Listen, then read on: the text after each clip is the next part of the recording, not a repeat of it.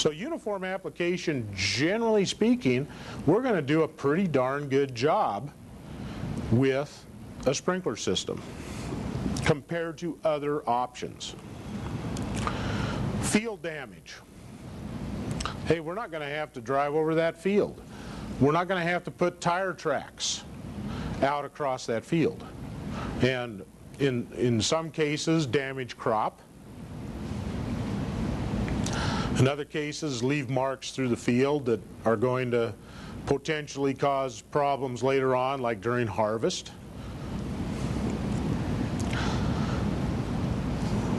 We're not going to compact the ground, because anytime we drive over the ground, we're going to do some compaction.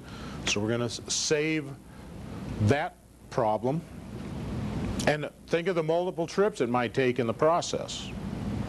It might be that we have to spray that field 3 or 4 or 5 times in that cropping year.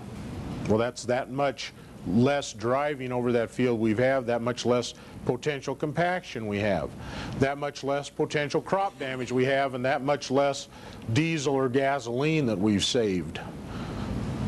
And also maintenance and the cost of the rig that we're operating in the process of putting the chemical down.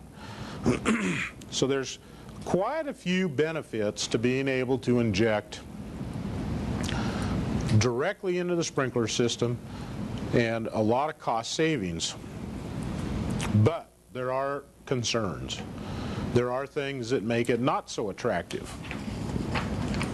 First thing is, the material has to be labeled to be applied through the irrigation system. If it doesn't have a label to be water applied through the sprinkler system, it is illegal to do it. Even though you know it might work, you cannot inject a chemical unless it's labeled to be injectionable. That sounds bad. Injectable. So it must be labeled to be able to be put through a sprinkler system to begin with. Then the next fear is precipitates. What happens when we mix this chemical with water? What's going to happen to it? Is it going to stay totally liquefied? Is it going to disperse itself uniformly through the flow of the water? Or is there going to be a chemical reaction that causes it to solidify and start precipitating out? When we say precipitation in the water, we mean it starts to become solid, and it becomes chunks of solids instead of staying totally liquefied. This can really occur if we blend chemicals to inject. So we really have to watch the label. If we say, okay, I want to inject a herbicide along with a fertilizer application, well, can I do that?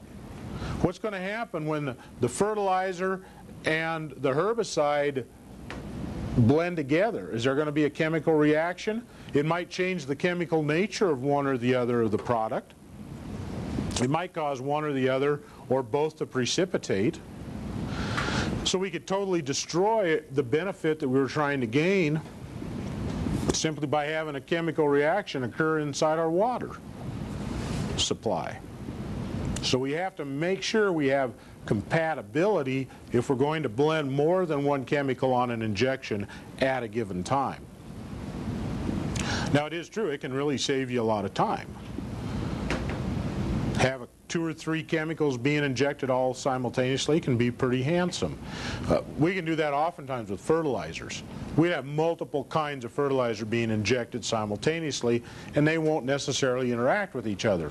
But we got to know that, because there are certain fertilizers, if you blend them together, they will instantly become solid. They'll precipitate right out. And then you got a real mess, because if it will get down the line, it'll start plugging up the nozzles. But odds are it's not even going to get down the line.